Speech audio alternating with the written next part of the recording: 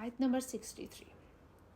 وَإِذْ أَخَذْنَا مِيثَاقَكُمْ وَرَفَعْنَا فَوْقَكُمُ الطُّورَ خُذُوا مَا آتَيْنَاكُمْ بِقُوَّةٍ وَاذْكُرُوا مَا فِيهِ لَعَلَّكُمْ تَتَّقُونَ.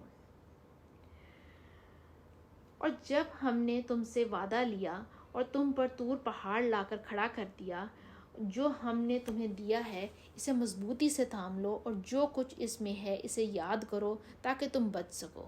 لیکن تم اس کے بعد بھی پھر گئے. پس اگر اللہ تعالیٰ کا فضل اور اس کی رحمت تم پر نہ ہوتی تو تم نقصان والے ہوتے. یقیناً تمہیں ان لوگوں کا علم بھی ہے، اور جو تم میں سے ہفتے کے بارے میں حد سے بڑھ گئے، اور ہم نے بھی کہہ دیا کہ تم ذلیل بندر بن جاؤ، اسے ہم نے اگلوں پچھلوں کے لیے عبرت کا سبب بنا دیا اور پرہیزگاروں کے لیے وعظ اور نصیحت کا. ان آیتوں میں اللہ تعالیٰ، یہ جو آیتیں ہیں 63، 64، 65 اور 66، ان آیتوں میں اللہ تعالیٰ بنی اسرائیل کو ان کے عہد و پیمان یاد دلا رہا ہے کہ میری عبادت اور میرے نبی کی اطاعت کا وعدہ میں نے تم سے لے چکا ہوں، اور اس وعدے کو پورا کرانے اور منوانے کے لیے میں نے طور پہاڑ کو تمہارے سروں پر لا کھڑا کر دیا تھا. جیسے اور جگہ آیا ہے وَإِذْ نَتَقْنَا الْجَبَلَ فَوْقَهُمْ، جب ہم نے ان کے سروں پر سائبان کی طرح پہاڑ لا کھڑا کیا، اور وہ یقین کر چکے کہ اب پہاڑ ان پر گر کر انہیں کچل ڈالے گا. اس وقت ہم نے کہا کہ ہماری دی ہوئی چیز کو مضبوط تھام لو، اور اس میں سے جو کچھ ہے اسے یاد کر لو تو بچ جاؤ گے. طور سے مراد پہاڑ ہے، جیسے سورہ اعراف کی آیت میں ہے، اور جیسے صحابہ اور تابعین نے اس کی تفسیر کی ہے. ثابت یہی ہے کہ طور اس پہاڑ کو کہتے ہیں جس پر سبزہ اگتا ہو.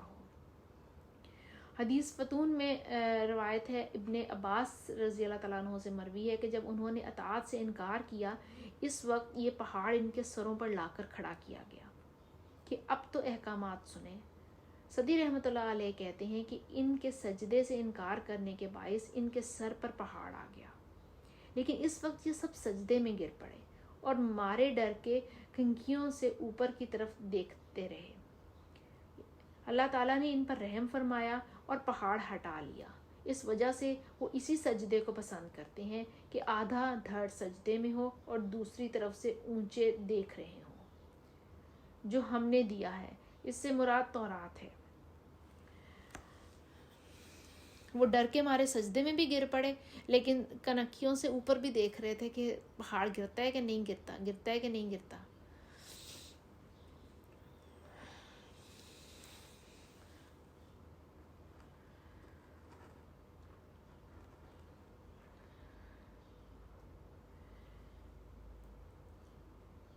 اور یہاں پہ جو ذکر آیا ہے جو ہم نے دیا، اس سے مراد تورات ہے. قوت سے مراد اطاعت ہے، یعنی تورات پر مضبوطی سے جم کر عمل کرنے کا وعدہ کرو، ورنہ پہاڑ تم پر گرا دیا جائے گا. اور اس میں جو ہے اسے یاد کر لو اور اس پر عمل کرو، یعنی تورات پڑھتے پڑھاتے رہو. لیکن ان لوگوں نے اتنے پختہ میثاق، اتنے اعلیٰ عہد اور اس قدر زبردست وعدے کے بعد بھی کچھ پرواہ نہ کی اور عہد شکنی کی. اب اگر اللہ تعالیٰ کی کرم فرمائی اور رحمت نہ ہوتی، اگر وہ توبہ قبول نہ فرماتا اور نبیوں کا سلسلے کو برابر جاری نہ رکھتا تو یقیناً تمہیں زبردست نقصان پہنچتا. اس وعدے کو توڑنے کی بنا پر دنیا اور آخرت میں تم برباد ہو جاؤ گے. اب اصحاب سبت کی یہاں پہ بات کی گئی ہے. اس واقعے کا بیان تفصیل کے ساتھ سورہ اعراف میں آئے گا، جہاں فرمایا ہے وَاسْأَلُوهُمْ عَنِ الْقَرْيَةِ الَّتِي. اس کی تفسیر بھی پوری بیان ہوگی انشاءاللہ وہیں پر. یہ ایلا بستی کے باشندے تھے. ان پر ہفتے کے دن تعظیم ضروری کی گئی تھی. اس دن کا شکار منع کیا گیا تھا. حکم باری تعالیٰ سے مچھلیاں اس دن کثرت سے آیا کرتی تھیں اور انہوں نے مکاری کی. ماہی گیری ان کا پیشہ تھا. ہفتے والے دن منع کر دیا گیا کہ وہ کوئی کاروبار نہیں کریں گے، صرف اللہ تعالیٰ کی عبادت کریں گے. اللہ تعالیٰ کی طرف سے اس دن مچھلیاں بہت زیادہ آتی تھیں، اور ان کا تو کاروبار ہی مچھلیاں پکڑنا تھا. تو ان سے تو یہ برداشت نہیں ہوتا تھا کہ آج کا دن ہم عبادت کریں، آج تو ہمارے کام کا دن ہے. تو انہوں نے مکاری کی، گڑھے کھود لیے، رسیاں اور کانٹے ڈال دیے. ہفتے والے دن وہ آ گئیں، یہاں پھنس گئیں. اتوار کو رات کو جا کر پکڑ لیا. اس جرم پر اللہ نے ان کی شکلیں بدل دی. وہ جمعے کی شام کو گڑھے کھود کے جال ڈال کے بیٹھ جاتے تھے اور ہفتے والے دن بیٹھے رہتے تھے. سارا ہفتہ مچھلیاں پھنستی رہتی تھیں. اتوار کو جا کے نکال لیتے تھے. اللہ تعالیٰ کو کہتے تھے دیکھا ہم نے ہفتے والے دن تو کچھ بھی نہیں کیا, مکاری کری اللہ تعالیٰ سے. تو اس جرم پر اللہ تعالیٰ نے ان کی شکلیں بدل دیں. حضرت مجاہد رحمۃ اللہ علیہ فرماتے ہیں صورتیں نہیں بدلی تھیں بلکہ دل مسخ ہو گئے تھے. یہ صرف بطور مثال کے ہے, جیسے عمل نہ کرنے والے علماء کو گدھوں سے مثال دی گئی ہے. لیکن یہ قول غریب ہے اور عبارت قرآن کے ظاہر الفاظ کے بھی خلاف ہے. اس آیت پر سورہ الاعراف کی آیت وَاسْأَلْهُمْ پر اور وَجَعَلَ مِنْهُمُ الْقِرَدَةَ پر نظر ڈالو. حضرت ابن عباس فرماتے ہیں کہ یہ جوان لوگ بندر بن گئے اور بوڑھے سور بنا دیے گئے. حضرت قتادہ فرماتے ہیں کہ یہ تمام مرد اور عورت دم والے بندر بنا دیے گئے. آسمانی آواز آئی کہ تم سب بندر بن جاؤ. چنانچہ سب کے سب بندر بن گئے. جو لوگ انہیں اس مکروہ حیلہ سے روکتے تھے وہ اب آئے اور کہنے لگے کہ دیکھو ہم پہلے سے تمہیں منع کرتے تھے. تو وہ سر ہلاتے تھے یعنی ہاں. حضرت ابن عباس رحمۃ اللہ علیہ فرماتے ہیں تھوڑی مدت میں وہ سب ہلاک ہو گئے اور ان کی نسل نہیں ہوئی. 3 دن سے زیادہ کوئی مس شدہ قوم زندہ نہیں رہتی. یہ سب بھی 3 دن میں ہی یوں ہی ناک رگڑتے رگڑتے مر گئے. کھانا پینا اور نسل سب منقطع ہو گیا. یہ بندر جو اب ہیں, یہ جو اس وقت بھی تھے, یہ تو جانور ہیں جو اسی طرح پیدا کیے گئے تھے. اللہ تعالیٰ جو چاہے اور جس طرح چاہے پیدا کرتا ہے اور جسے جس طرح کا چاہے بنا دیتا ہے. اللہ کا غضب اور غصہ اور اس کی پکڑ دھکڑ سے اور اپنے دینوی اور آخروی عذابوں سے اللہ تعالیٰ ہمیں نجات دے. یہاں پہ خاصین کے معنی ذلیل اور کمینے گئے ہیں. ان کا واقعہ تفصیل کے ساتھ حضرت ابن عباس رحمۃ اللہ نے جو بیان کیا ہے وہ یہ ہے کہ ان پر جمعہ کا دن جو تھا اس کی عزت اور ادب کو فرض کیا گیا تھا, لیکن انہوں نے جمعہ کے دن کو پسند نہ کیا اور ہفتہ کا دن رکھ لیا.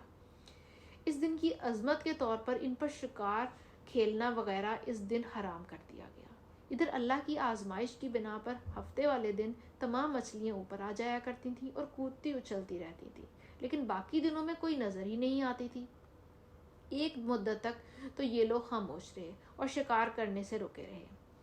بعد ازاں ان میں سے ایک شخص نے یہ ہیلا نکالا کہ ہفتے والے دن مچھلی کو پکڑ لیا اور پھندے میں پھانس کر ڈوری کے کنارے پر کسی چیز سے باندھ دیا. اتوار والے دن جا کر نکال لایا اور پکا کر کھائی. لوگوں نے خوشبو پا کر پوچھا تو اس نے کہا میں نے تو آج اتوار کو شکار کیا ہے. آخر یہ راز کھلا اور لوگوں نے بھی اس ہیلے کو پسند کیا اور اس طرح وہ سب مچھلیوں کا شکار کرنے لگے. پھر تو بعض نے دریا کے آس پاس گڑھے کھود لیے. ہفتے والے دن جب مچھلیاں اس پر آ جاتی تو اسے بند کر دیتے اور اتوار والے دن پکڑ لاتے. کچھ لوگ جو ان میں نیک دل اور سچے مسلمان تھے وہ انہیں روکتے اور منع کرتے رہے, لیکن ان کا جواب یہی ہوتا تھا کہ ہم ہفتے کو شکار ہی نہیں کرتے, ہم تو اتوار والے دن پکڑتے ہیں. ان شکار کھیلنے والوں اور ان منع کرنے والوں کے سوا ایک گروہ ان میں اور بھی تھا جو مصلحت وقت برتنے والا اور دونوں فرقوں کو راضی رکھنے والا تھا. وہ تو ان کا پورا ساتھ دیتا تھا. ان کا نہ شکار کھیلتے تھے اور نہ شکاریوں کو روکتے تھے, بلکہ روکنے والوں سے کہتے تھے کہ اس قوم کو کیوں واعظ و نصیحت کرتے ہو, جنہیں اللہ ہلاک کرے گا یا سخت عذاب کرے گا اور تم اپنا فرض بھی ادا کر چکے, انہیں منع کر چکے, جب نہیں مانتے تو اب انہیں چھوڑ دو. یہ جواب دیتے کہ ایک تو اللہ کے ہاں ہم معذور ہو جائیں گے اس لیے, اور وہ دوسرے اس لیے بھی کہ شاید آج نہیں تو کل نہیں تو پرسوں یہ مان جائیں اور عذاب الہی سے بچ جائیں. بالآخر اس مسلم جماعت نے اس ہیلہ جو فرقہ کا بالکل بائیکاٹ کر دیا اور ان سے بالکل الگ ہو گئے. بستی کے درمیان ایک دیوار کھینچ لی اور دروازہ اپنے آنے جانے کا رکھا, اور ایک دروازہ ان ہیلہ جو نافرمانوں کے لیے, اس پر بھی ایک مدت اس طرح گزر گئی. ایک دن صبح مسلمان جاگے, دن چڑھ گیا, لیکن اب تک ان لوگوں نے اپنا دروازہ نہیں کھولا اور نہ ان کی آوازیں آ رہی تھیں. یہ لوگ حیران ہوئے کہ آج کیا بات ہے. آخر جب زیادہ دیر لگ گئی تو ان لوگوں نے دیوار پر چڑھ کر دیکھا تو وہاں عجیب منظر نظر آیا. دیکھا کہ وہ تمام لوگ، عورتیں، بچے سب بندر بن گئے تھے، اور ان کے گھر جو راتوں کو بند تھے اس طرح بند ہیں، اور اندر وہ کل انسان بندر کی صورتوں میں ہیں جن کی دمیں نکلی ہوئی ہیں، بچے چھوٹے بندروں کی شکل میں، مرد بڑے بندروں کی شکل میں، اور عورتیں بندریاں بنی ہوئی ہیں، اور ہر ایک پہچانا جاتا ہے کہ یہ فلاں مرد ہے، یہ فلاں عورت ہے، اور یہ فلاں بچہ ہے۔ یہ بھی یاد رہے کہ جب یہ عذاب آیا تو نہ صرف وہی ہلاک ہوئے جو شکار کھیلتے تھے، بلکہ ان کے ساتھ وہ بھی ہلاک ہوئے جو انہیں منع نہیں کرتے تھے اور خاموش بیٹھے ہوئے تھے اور میل جول ترک نہ کیا تھا۔ صرف وہ بچے جو انہیں منع کرتے رہے اور ان سے الگ تھلگ ہو گئے تھے۔ یہ تمام اقوال اور قرآن کریم کی کئی ایک آیتیں وغیرہ شاہد ہیں کہ صحیح بات یہی ہے کہ ان کی صورتیں بدل دی گئی تھیں، سچ مچ بندر بنا دیے گئے تھے، اور نہ یہ کہ مانوی مست تھا، یعنی ان کے دل بندروں جیسے ہو گئے تھے، بلکہ اصل میں ان کی شکلیں ہی بندروں جیسی ہو گئی تھی۔ مجاہد رحمۃ اللہ علیہ کا قول ہے، اور ٹھیک تفسیر یہی ہے، کہ اللہ تعالیٰ نے انہیں سور اور بندر بنا دیا تھا، اور ظاہری صورتیں بھی ان کی ان بد جانوروں جیسی ہو گئی تھیں۔ واللہ عالم۔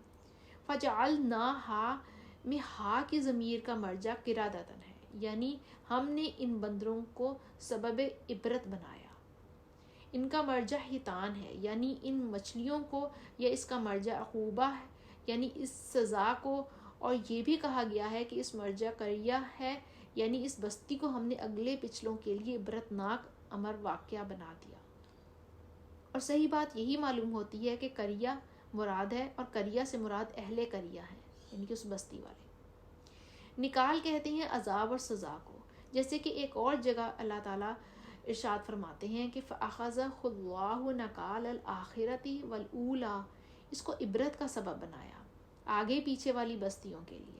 جیسے کہ ایک اور جگہ اللہ تعالیٰ ارشاد فرماتے ہیں کہ وَلَقَدْ أَهْلَكْنَا مَا حَوْلَكُم مِّنَ الْقُرَىٰ، ہم نے تمہارے آس پاس کی بستیوں کو ہلاک کیا اور اپنی نشانیاں بیان فرمائیں تاکہ وہ لوگ لوٹ آئیں، اور ارشاد ہے اولم یروا انا نأتی الارض،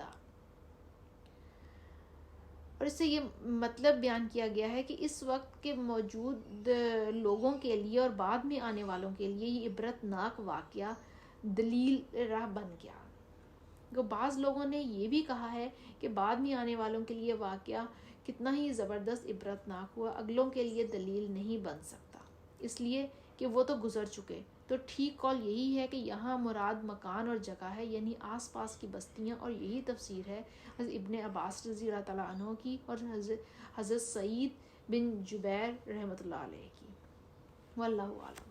کہ یہ واقعہ اب ہمارے لیے یہ سبق یہ ہے کہ یہ واقعہ ہے تو عبرت کا ہی نشان، کہ اس میں عبرت ہے کہ انہوں نے اللہ تعالیٰ کے ساتھ مکاری کی، اور اللہ تعالیٰ نے ان کو اس چیز کی سزا دی، اور ان لوگوں کو بھی سزا دی جو کہ صرف تماشا دیکھ رہے تھے کہ ہم کون سا کرتے ہیں۔ وہ غلط کام کر نہیں رہے تھے، وہ اصحاب سبت میں نہیں تھے، وہ مچھلیاں ہفتے والے دن نہیں پکڑتے تھے، لیکن چپ کر کے بیٹھ کے دیکھتے تھے کہ ہم کون سا غلط ہے، جو کار ہے کرنے دو، ہر کسی کی اپنی اپنی زندگی۔ آج کل انفارچونیٹلی ہمارا بھی یہی حال ہوا ہے، ہم بھی یہی کرتے ہیں کہ نہ ہی کسی کے اندر ٹانگ اڑائیں تو اچھا ہے، ہر کسی کا اپنا اپنا ہر کوئی دین بنا کے بیٹھا ہوا ہے، اور ہم غلط کام نہیں کرتے لیکن غلط کام کرنے سے منع بھی نہیں کرتے۔ تو یہ ہمارے لیے ایک آزمائش بھی ہے، ہمارے لیے ایک سبق بھی ہے، ہمارے لیے ایک سوچنے کا مقام بھی ہے کہ ہمیں کس طریقے سے قرآن کو سیکھنا بھی ہے اور اس پر عمل بھی کرنا ہے، اسے آگے لوگوں تک بھی پہنچانا ہے، اور اس انداز میں پہنچانا ہے کہ لوگ اسے نصیحت حاصل کر سکیں۔ اس انداز میں نہیں پہنچانا کہ لوگ ہم سے ہی بیزار آ جائیں کہ یہ تو اب پھر نئی بات شروع ہو جائے گی۔ اللہ تعالیٰ ہم سب کو توفیق دے کہ ہم اس قرآن کو سمجھ سکیں اور اس کے مطابق اپنی زندگیاں گزار سکیں۔ اس کے ساتھ ہی ہم آج کا لیسن ختم کرتے ہیں۔